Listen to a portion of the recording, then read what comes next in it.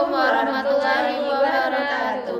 Kami dari kelompok 6B akan membahas mengenai hak asasi manusia dan juga studi kasus yang kami bahas. Simak video kami ya. Bye-bye. Baik, di sini kami akan membahas mengenai hak asasi manusia. Yang pertama, pengertian hak asasi manusia. Hak asasi manusia adalah hak-hak dasar yang melekat pada setiap individu sebagai manusia sejak lahir dan tidak dapat dicabut oleh siapapun. Hak ini bersifat universal, melekat, dan tidak dapat dipisahkan dari eksistensi manusia. Hak asasi manusia menjamin kebebasan, kesetaraan, dan perlindungan terhadap martabat manusia tanpa memandang suku, agama, ras, jenis kelamin, atau latar belakang sosial lainnya. Baik, materi selanjutnya mengenai sejarah perkembangan hak asasi manusia. Hak asasi manusia memiliki sejarah panjang yang berkembang seiring dengan kesadaran manusia terhadap nilai-nilai kebebasan, keadilan, dan martabat. Perkembangan hak asasi manusia tidak terjadi secara tiba-tiba, melainkan melalui berbagai peristiwa penting di dunia yang memunculkan kesadaran akan pentingnya hak-hak dasar bagi setiap individu. Yang pertama itu, masa awal gagasan tentang hak-hak dasar manusia telah muncul sejak zaman Yunani dan Romawi kuno. Meskipun belum diakui secara universal, pada masa itu konsep kebebasan dan keadilan mulai dibahas dalam filsafat. Yang kedua itu Piagam Magna Carta. Di Inggris, Magna Carta menjadi salah satu tonggak awal hak asasi manusia. Piagam ini membatasi kekuasaan raja dan mengakui hak-hak bangsawan, termasuk hak atas perlindungan hukum. Yang ketiga itu Revolusi Amerika dan Deklarasi Kemerdekaan. Revolusi Amerika menghasilkan deklarasi yang menegaskan bahwa semua manusia diciptakan setara dan memiliki hak-hak yang tidak dapat dicabut, seperti hak atas kehidupan, kebebasan, dan kebahagiaan. Revolusi Perancis dan Deklarasi Hak Asasi Manusia dan Warga Negara. Yang keempat itu revolusi ini mempertegas prinsip kebebasan, kesetaraan, dan persaudaraan sebagai hak dasar yang harus dimiliki setiap warga negara.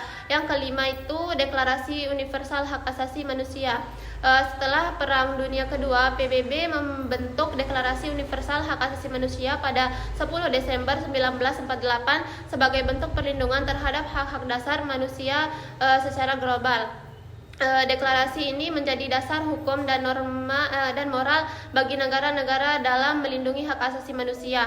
Yang keenam itu perkembangan di Indonesia. Di Indonesia, pengakuan terhadap hak asasi manusia tercantum dalam Undang-Undang Dasar 1945, terutama setelah amandemen serta diperkuat dengan hadirnya Undang-Undang Nomor 39 Tahun 1999 tentang hak asasi manusia. Komnas HAM juga dibentuk sebagai lembaga independen yang bertugas menegakkan dan melindungi hak asasi manusia di Indonesia.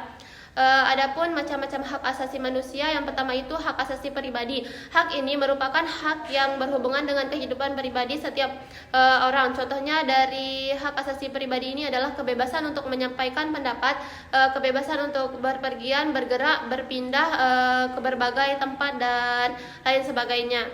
Yang kedua itu hak asasi politik. Ini merupakan hak asasi dalam kehidupan politik seseorang. Contohnya hak dipilih dan memilih, hak dalam keikutsertaan kegiatan pemerintah, hak dalam membuat petis, dan sebagainya. Yang ketiga hak asasi ekonomi. Hak ini menyangkut hak individu dalam hal perekonomian. Contohnya itu kebebasan dalam hal jual beli, perjanjian, kontrak, penyelenggaraan, sewa, menyewa, memiliki sesuatu, dan memiliki pekerjaan yang pantas. Yang keempat itu hak asasi peradilan. Hak dalam memperoleh perlakuan sama dalam tata cara pengadilan. Contohnya itu adalah hak untuk mendapatkan pembelaan hukum, hak untuk mendapatkan perlakuan, pemeriksaan, penyidikan, penangkapan, penggeledahan, dan penyidikan antar muka. Yang kelima itu hak asasi sosial budaya. Hak terkait dalam kehidupan masyarakat, contohnya adalah hak untuk menentukan, memilih, dan melakukan pendidikan, hak untuk pengajaran, untuk mendapatkan budaya sesuai dengan bakat dan minat. Yang keenam itu ada hak asasi hukum. Hak untuk mendapatkan kependudukan yang sama dalam hal hukum dan pemerintahan. Contohnya adalah mendapatkan perlakuan yang sama dalam bidang hukum dan pemerintahan, menjadi pegawai sipil perlindungan dan pelayanan hukum. Sekian materi dari saya. Selanjutnya akan dilanjutkan dengan Nur Wahidah. Baik, di sini saya akan menjelaskan beberapa jenis hak asasi manusia yang umum diakui. Yang pertama, hak untuk hidup. Setiap individu memiliki hak untuk hidup, termasuk hak untuk tidak dicabut nyawa secara semena-mena. Yang kedua, hak kebebasan dari penyiksaan dan perlakuan yang kejam. Hak ini melarang segala bentuk penyiksaan dan perlakuan yang kejam, tidak manusiawi atau merendahkan terhadap individu. Yang ketiga, hak keadilan dan kesetaraan. Setiap orang berhak mendapatkan perlakuan yang adil dan setara dalam hukum dan peradilan. Yang keempat, hak kebebasan berbicara. Hak ini kemungkinan setiap individu untuk menyatakan pendapatannya tanpa rasa takut akan pembalasan atau sanksi. Yang kelima, hak kebebasan beragam. Setiap orang berhak memeluk agama atau kepercayaan sesuai dengan keyakinannya masing-masing dan bebas dari paksaan dalam hal agama. Yang keenam, hak atas pendidikan. Setiap individu berhak mendapatkan pendidikan dasar yang memadai dan gratis. Hak-hak ini seringkali diuraikan dalam dokumen internasional seperti Deklarasi Universal Hak Asasi Manusia, DUHAM, yang diadopsi oleh Majelis Umum PBB pada tahun 1948. Negara-negara anggota PBB diharapkan untuk menghormati, melindungi, dan memenuhi hak-hak ini dalam kerangka hukum nasional dan internasional. Adapun ciri-ciri hak asasi manusia, yang pertama, hak tidak diberikan kepada seseorang melainkan merupakan hak semua orang, baik itu hak sipil, politik, ekonomi, sosial, dan hak budaya. Yang kedua, hak tidak dapat dicabut, dihilangkan atau diserahkan. Yang ketiga, hak bersifat hakiki, yaitu yang sudah ada sejak manusia dalam kandungan. Yang keempat, HAM bersifat universal sehingga berlaku bagi semua manusia tanpa memandang status, suku, gender, dan perbedaan lainnya. Adapun pelanggaran hak asasi manusia dan pengadilan hak asasi manusia. Pelanggaran hak asasi manusia adalah setiap perbuatan seseorang atau kelompok orang termasuk aparat negara, baik disengaja ataupun tidak disengaja, ataupun kelainan yang secara hukum mengurangi, menghalangi, membatasi, dan atau mencabut hak asasi manusia seseorang atau kelompok orang yang dijamin oleh undang-undang ini, dan tidak didapatkan atau dikhawatirkan tidak akan memperoleh penyelesaian hukum yang berlaku. Pelanggaran hak asasi manusia dikelompokkan pada dua bentuk, yaitu yang pertama, pelanggaran hak asasi manusia berat dan pelanggaran hak asasi manusia ringan. Pelanggaran hak asasi manusia berat meliputi kejahatan, genosida, dan kejahatan manusia, sedangkan bentuk pelanggaran hak asasi manusia ringan selain dari kedua bentuk pelanggaran hak asasi manusia berat tersebut. Kejahatan genosida adalah setiap perbuatan yang dilakukan dengan maksud untuk menghancurkan atau memusnahkan seluruh atau sebagian kelompok, bangsa, ras, etnis, atau agama. Melakukan kejahatan genosida dengan cara yang pertama, membunuh anggota kelompok, yang kedua, mengakibatkan penderitaan fisik atau mental yang berat terhadap anggota kelompok. Yang ketiga, menciptakan kondisi kehidupan kelompok yang akan mengakibatkan kemusnahan secara fisik, baik seluruh atau sebagiannya.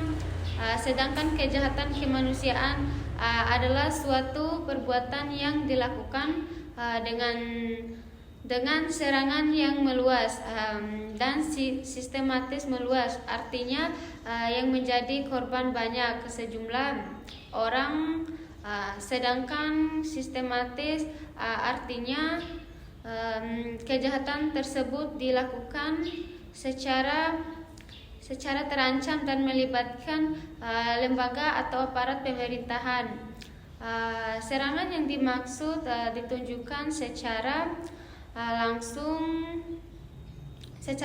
terhadap perlindungan sipil, berupa yang pertama pembunuhan, yang kedua pemusnahan, yang ketiga pembudakan, yang keempat pengusiran atau pemindahan penduduk secara paksaan, yang kelima perampasan kemerdekaan atau perampasan kebebasan fisik lain secara semena-mena yang melanggar hak asas-asas ketentuan pokok hukum internasional. Yang keenam penyiksaan. Pelanggaran terhadap hak asasi manusia dapat dilakukan oleh baik aparatur negara maupun bukan aparatur negara. Karena itu menindukkan terhadap pelanggaran hak asasi manusia tidak boleh hanya ditunjukkan terhadap aparatur negara memindahkan terhadap pelanggaran hak asasi manusia, mulai dari penyelidikan, penuntutan dan persidangan terhadap pelanggaran yang terjadi harus bersifat non-diskriminasi dan berkeadilan. Hak asasi manusia merupakan pengadilan khusus yang berada di lingkungan pengadilan umum. Adapun tantangan hak asasi manusia, tantangan dalam perlindungan dan penerapan hak asasi manusia (HAM) dapat timbul dari berbagai faktor dan konten. Berikut ini adalah tantangan umum yang dihadapi dalam HAM di Indonesia. 1. Ketidakketahuan hukum. Salah satu tantangan utama adalah ketidakkepatuhan terhadap hukum dan norma-norma HAM baik oleh individu maupun lembaga. Hal ini dapat mencakup tindakan diskriminatif, penggunaan kekerasan yang tidak sah, pelanggaran HAM, hak-hak individu oleh aparat keamanan atau pihak-pihak non-negara. 2. Pertimbangan dan diskriminasi. Pertimbangan sosial, ekonomi, dan politik sering kali menjadi faktor yang menyebabkan diskriminasi dan pelanggaran hak asasi manusia. Diskriminasi berdasarkan ras, agama, jenis kelamin, orientasi seksual, disabilitas, atau faktor lainnya masih menjadi tantangan serius di banyak negara. 3. Kekerasan dan politik. Kekerasan dan politik bersenjata dapat menjadi hambatan utama dalam perlindungan hak asasi manusia di daerah yang terkena kolektif. Sering terjadi pelanggaran serius terhadap hak-hak individu, termasuk pembunuhan, penyiksaan, perkosaan, pengusiran paksa, dan menghilangkan paksa.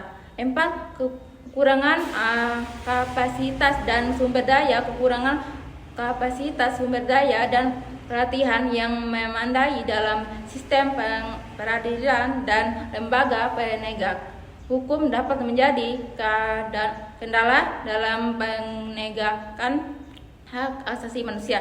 Kurangnya keahlian dan kurangnya akses.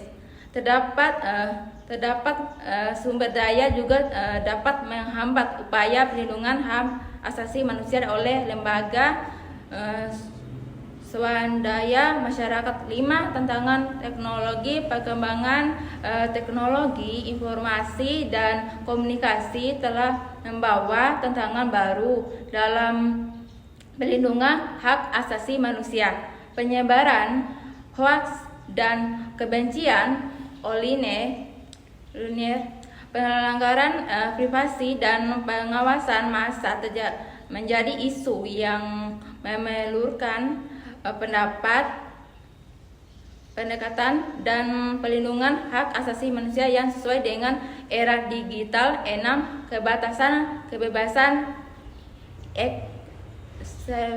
ekspresi. Beberapa negara membatasi kebebasan berekspresi, kebebasan pers, dan kebebasan berkumpul secara damai. Undang-undang dan kebijakan yang melarang atau membatasi hak-hak ini dapat menjadi hambatan dalam penerapan hak asasi manusia. 7. Tantangan budaya dan tradisi. Beberapa praktik budaya, tradisi, atau norma sosial dapat bertentangan dengan prinsip hak asasi manusia universal. Memperjuangkan hak-hak individu dalam konteks seperti ini seringkali menghadapi tantangan yang signifikasi. Pemerintah, lembaga internasional, lembaga swadaya, masyarakat dan masyarakat secara umum harus terus bekerja sama untuk mengatasi tantangan ini dan memastikan perlindungan dan penghormatan yang lebih baik terhadap hak asasi manusia di seluruh dunia. Selanjutnya, landasan hukum hak asasi manusia di Indonesia. 1. Undang-Undang Dasar 1945 merupakan landasan hukum tertinggi di Indonesia dan menjamin perlindungan hak asasi manusia dalam pasal 27 sampai 34. 2. Ketetapan EPR tentang hak asasi manusia. Ketetapan ini menegaskan pentingnya hak asasi manusia dan kewajiban negara untuk melindunginya. 3. Undang-Undang Nomor 39 Tahun 1999 tentang hak asasi manusia. Undang-undang ini mengatur secara lebih rinci tentang hak asasi manusia termasuk definisi, jenis, dan pelindungan hak asasi manusia. 4. Komisi Nasional Hak Asasi Manusia Komnas Hak Asasi Manusia adalah lembaga independen yang bertugas mempromosikan dan melindungi hak asasi manusia di Indonesia. Landasan hukum ini menunjukkan komitmen Indonesia untuk melindungi dan mempromosikan hak asasi manusia secara memberikan kerangka hukum yang jelas untuk pelindungan hak asasi manusia di Indonesia. Dari materi yang sudah kami bahas tadi, dapat kami temukan satu kasus mengenai kerusuhan di Wamena, Papua, Pegunungan pada 23 Februari 2023 akibat isu penculikan anak yang menyebar luas di media sosial. Warga yang resah menyerang dua orang pendatang yang dicurigai sebagai pelaku penculikan. Aparat keamanan yang datang ke lokasi untuk membubarkan massa malah menggunakan senjata api dan menembaki warga sipil. Peristiwa ini menyebabkan 12 orang tewas termasuk anak-anak dan belasan luka-luka. Komnas HAM menyatakan bahwa aparat melakukan tindakan tidak profesional dan peristiwa tersebut masuk kategori pelanggaran hak asasi manusia. Nah, kami sudah melakukan studi kasus mengenai kasus tersebut. Adapun pertanyaan yang kami tanyakan ke narasumber, yang pertama itu, apa pendapat kakak mengenai tindakan aparat keamanan dalam menangani kericuhan di Wamena yang menyebabkan tewasnya warga sipil termasuk anak-anak? Yang pertanyaan yang kedua itu, menurut kakak hak-hak apa saja yang telah dilanggar dalam peristiwa tersebut? Pertanyaan ketiga itu, bagaimana dampak dari kejadian ini terhadap masyarakat Papua secara keseluruhan, baik dari segi kepercayaan terhadap pemerintah maupun kondisi sosial?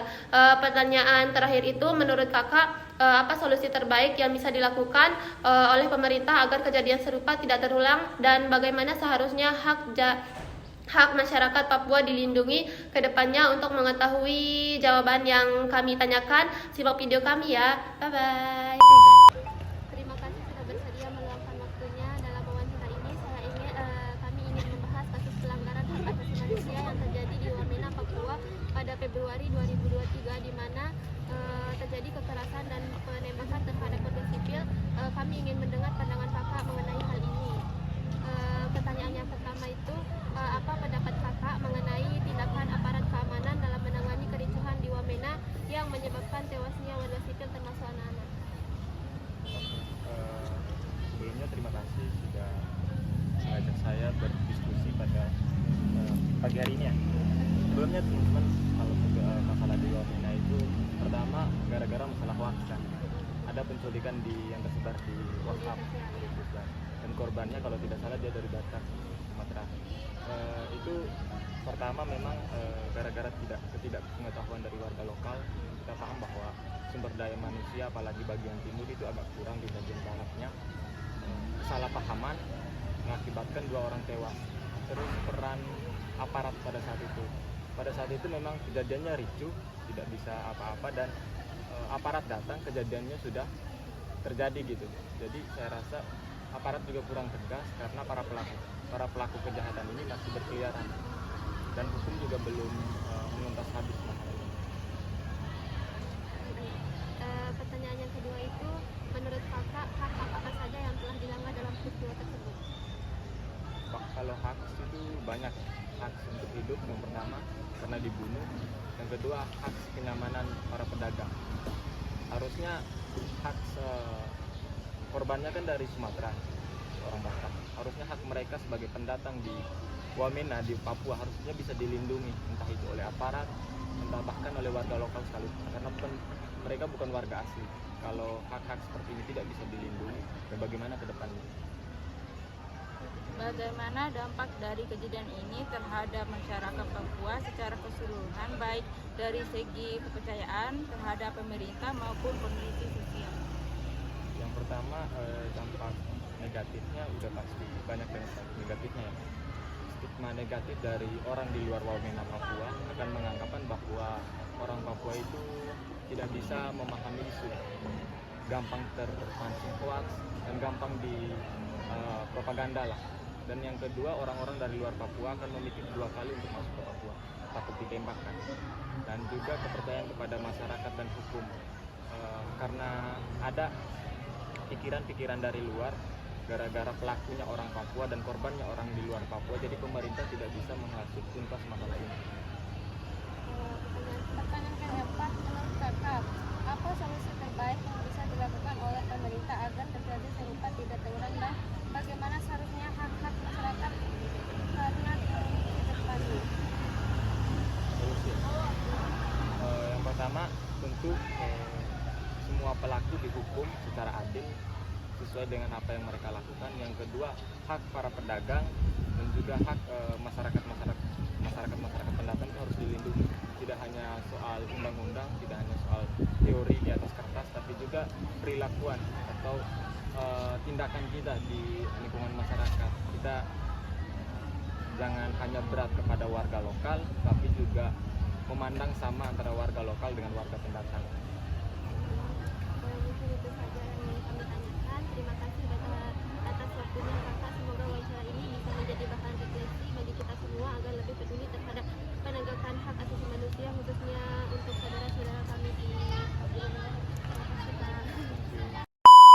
Kesimpulan dari wawancara yang telah kami lakukan ke narasumber dapat disimpulkan bahwa peristiwa kerusuhan di Wamena tahun 2023 menunjukkan adanya kegagalan dalam penanganan konflik sosial secara damai dan manusiawi.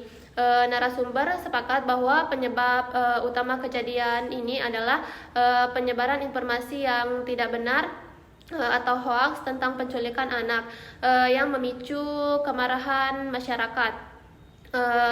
Dari keterangan yang dihimpun, tindakan aparat keamanan dalam merespon situasi dinilai berlebihan dan tidak sesuai prosedur. sehingga mengakibatkan jatuhnya korban jiwa dari warga sipil.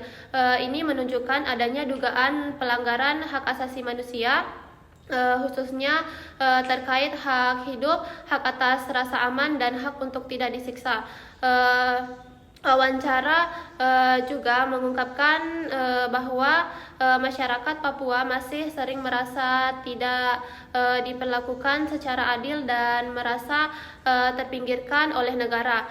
Oleh karena itu, narasumber menyarankan agar pemerintah melakukan pendekatan yang lebih humanis, memperbaiki komunikasi dengan masyarakat lokal, dan meningkatkan transparansi serta akuntabilitas aparat keamanan. Dengan demikian, dari hasil wawancara ini kami menyimpulkan bahwa peristiwa Wamena merupakan pelajaran penting bagi semua pihak tentang pentingnya penyelesaian konflik secara damai, perlindungan hak asasi manusia, serta pembangunan kepercayaan antara negara dan masyarakat Papua. Sekian dari kelompok kami. Wassalamualaikum warahmatullahi wabarakatuh.